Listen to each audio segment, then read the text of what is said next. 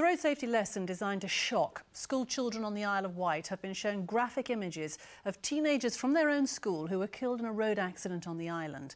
The images include pictures of the youngsters' dead bodies at the scene of the crash. The idea is to reduce the number of fatal accidents involving inexperienced young drivers.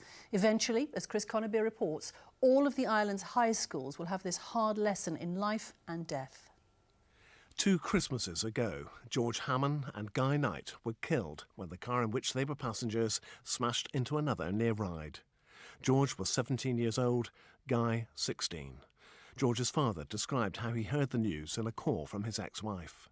Got the phone call at 10 past 10, or 12 minutes past, I can still remember the time. We're just screaming, he's dead, he's dead. George and Guy went to Sandown High School. Today, their fellow pupils saw pictures of the fatal crash, including images of the bodies of George and Guy. Images we're not showing here at the request of the families. And they heard the voice of Sarah Jones, the mother of one of those who survived. We ran as fast as we could. And I could see all these ambulances and police cars. Really shocking. I was on the verge of crying. It makes you really think about what these families had to go through and what it could happen to you or your family. I've, never really seen anything like that before, so seeing something like that has really changed my opinion on driving and things. Earlier, they saw the emergency services demonstrate what happens at the scene of a fatal accident.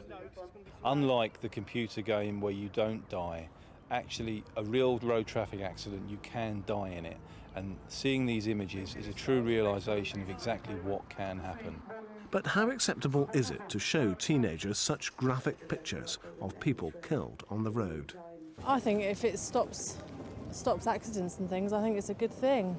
Yeah, I think maybe shock tactics would work. It'd be good to show them, what could happen, but then in another way they would get up, be a bit upsetting for them. If I had a daughter of 14, 15, I guess probably my instinctive view would be no. There were 5 in the car that night.